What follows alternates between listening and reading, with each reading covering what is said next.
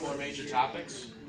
Obviously, the content levels are going to vary in the three things, so we want to make sure that we touch on the things we need to get to. Of course, if there's any questions or anything that y'all have, don't hesitate to stop me. A few things real quick, guys, to introduce myself. My name is Kyle Kirch, guys. I'm Kyle. I'll be happy to help you out with anything that you have going on throughout here. A few expectations that we have. Obviously, since we are a little bit of a smaller group than we were expecting, I hope that I have full attention. I'm going to ask you guys to participate with me. I really need to get a gauge of where you all are in order to help you best. So, thumbs up, things like that. If you need to excuse yourself, that's cool. Let's try and knock this out together and all contribute to each other's learning here today, okay?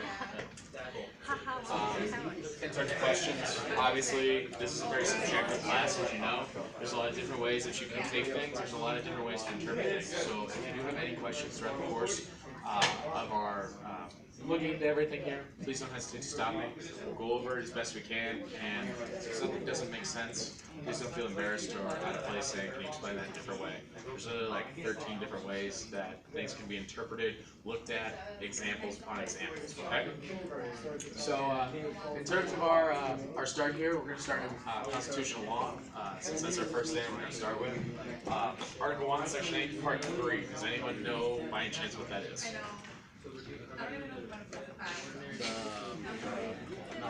The amendments? Not quite. Not sure.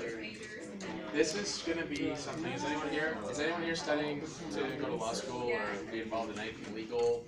Is anyone in here doing accounting or anything of that nature? Is anyone in here doing anything with marketing, finance, supply chain, really anything with business? Yeah. You're going to run into this anywhere you go. Essentially what Article 1, Section 8, Part 3 is that it guarantees Congress the right to regulate interstate commerce. Really everything that we examine from this point forward in the class, and pretty much anything legal that you're going to be examining is going to have to do with the Commerce Clause. And welcome. Come on, take a seat over here. Nice to have you guys. We're just getting started. So, grab notes and everything. So, Article 1, Section 8 with the Commerce Clause, Part 3, gives obviously Congress the power to regulate interstate commerce. That's their favorite power. That's the one they use all the time, and the rational basis for almost all these court decisions. So let's keep that in the back of our mind as we're examining why these cases matter and how they apply. I know it's very intimidating when I write 12 court cases up here, but you guys are looking like, oh my goodness, I have to memorize all of them. It's not that bad, I promise you. It's going to be a lot easier when we simplify them. As long as we keep this whole Commerce Clause in the back of our mind, we're going to trace everything back to that and make everything make sense to you. Okay? So, we're going to start out with the hardest thing, I think, in the entire class for this test, which is the Morrison case. Did everyone read the Morrison case? Would anyone like to give me a little quick overview of a couple things on there, just to refresh everyone's memory? We'll start calling on people. We don't have volunteers. And the people that just sat down, I'm actually going to call on you guys. Do you have your book on you? Did you guys share? Okay. I'll be nice about the first one, and I'm gonna need some participation from you guys in this next one, okay? Because judging based on where you guys are and what you were told by Laura is the way that I'm gonna direct you today, okay? So please don't hesitate to speak up. All right, the Morrison case. So a little bit about it. It's a case that happened in the early 90s, in 1992, at Virginia Tech. There was a young woman who was 18 years old. She was confronted by two football players who, obviously, given their size and stature, were large and overpowering with her. Needless to say, skipping out on some of the minor facts of the case, they had a non-consensual sexual encounter in nature. And as such, there was a case brought up. Being the fact that they are athletes for the football team, there was some consideration played in there. Obviously, that's a lot of subjectivity between the lines. However, that has been put into briefs and everything else, that there was something kind of swept under the rug there. Can't be proven or disproven, but definitely something to think about. With that said, that there's a little thing called the Violence Against Women's Act. This was an act that was passed in Congress because of the Commerce Clause. They said it was within the scope of their ability to regulate this. After the sexual assault, it was a way of civil remedy for women. After the criminal act of rape, there's also a recovery, whether it be emotional distress, financial burdens, medical bills, things of that nature, to try to get them back on their feet. 2000 rolls around. After this has happened, these football players obviously not being found guilty by Virginia Tech in their own private investigation. The girl has dropped out of school. Things are going pretty wrong for her in her life. She seeks restitution from this act. The first court that it goes to is what? This is a review. The federal case. It's the first place that has original jurisdiction, federal court. It's on your last exam. There's only 3 courts in the federal system. I'll give you hints. Not the Supreme Court, because that's that one. Circuit? Like this type of like a circuit court? Some sort of what? No, I don't know. It's not the appellate court. The appellate court is after an appeal, so that's the circuit courts. So what's the only other kind of court, guys? There's 94 of them. 94 of them. United States district courts. Were those federal district courts? District, circuit, and Supreme. A little review from our last exam. Okay.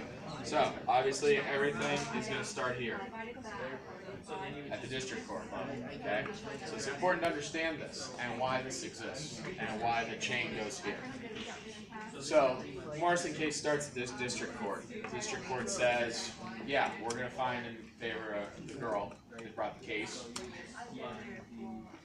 And so the defendant Morrison appeals. When he appeals, where does he appeal to? The Circuit Courts of Appeals, correct. There's 13 and 1 in Washington, D.C., so a total of 14. So after it goes to the Circuit Court, they actually reverse the rule. They say, no, we didn't find sufficient evidence to feel that way. So the last time, it goes up to the Supreme Court. Now, the Supreme Court, this is the confusing thing that everyone gets. The whole question of, is rape an intercommerce activity, how does that kind of play in? When you were reading, I'm sure that confused you. If we go back to that Commerce Clause ordeal, okay, and again, this is the hardest case to understand, so we're going to take this slow. If you understand this, everything else falls under this. Okay? Commerce Clause is the power that Congress uses to enact these laws, right? It's the power to regulate interstate commerce, correct? Who here thinks that sexual assault is a part of interstate commerce in any way, shape, or form? One person. I will say that Congress said no, it doesn't actually have any burden on any interstate commerce. It's just an activity that's done. It's a crime. Crimes don't play into interstate commerce. Keep that in the back of your mind. That's going to be the exact same ruling coming up here for something else. Okay?